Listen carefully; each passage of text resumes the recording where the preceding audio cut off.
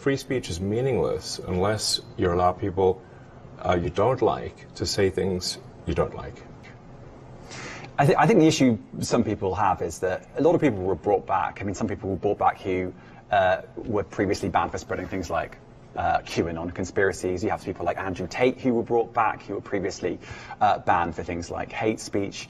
Do you think you prioritize freedom of speech over misinformation and hate speech? Well, you know, who's to say that something is misinformation? Who's the arbiter of that? Is it the BBC? You're literally asking me on Twitter. Yes, I'm saying who is to say that one person's misinformation is another person's information?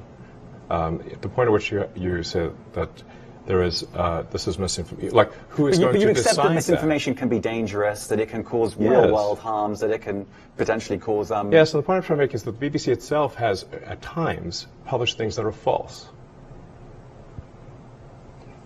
Do you agree that that has occurred? I'm quite sure the BBC have said things before that turn out to not be true. Correct. In its, whatever it is, 100-year history, I'm quite sure. Yes. Even if you aspire to be accurate, there are times when you will not be.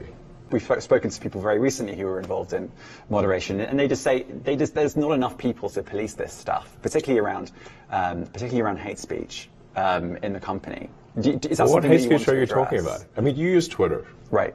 Do you see a rise in hate speech? I mean, But just a personal anecdote. Like, what do you? I don't.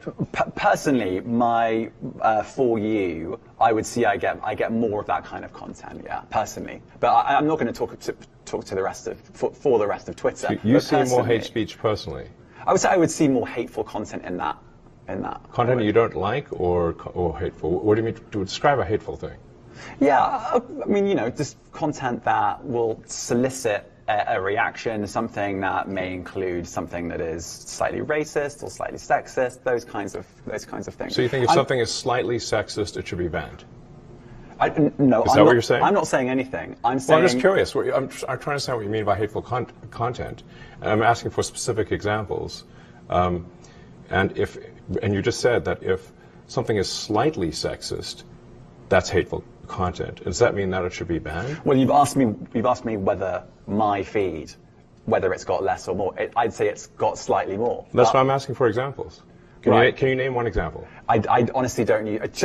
Honestly, I you don't. can't name a single example. I'll tell you why. Because I don't actually use that for you feed anymore. Because I just don't particularly like it. But you and said actually, a lot of people are quite similar. I only look at hang on a second. my You said you've seen more hateful content, but you can't name a single example, not even one.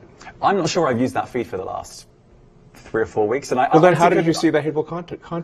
Because I've been using Twitter since you've taken it over for the last 6 months. Okay, so then you must have at some point seen for you hateful content. I'm asking for one example. Right. And you can't give a single one. And I'm saying then I say so that you don't know what you're talking about. Really? Yes, because you can't give me a single example of hateful content, not even one tweet, and yet you claimed that the hateful content was high. Well, that's a false. No, what I claimed. You just lied. It's the motherfucking Eagle Double G. Snoop Dogg. You know I'm mobbing with the D.R.E.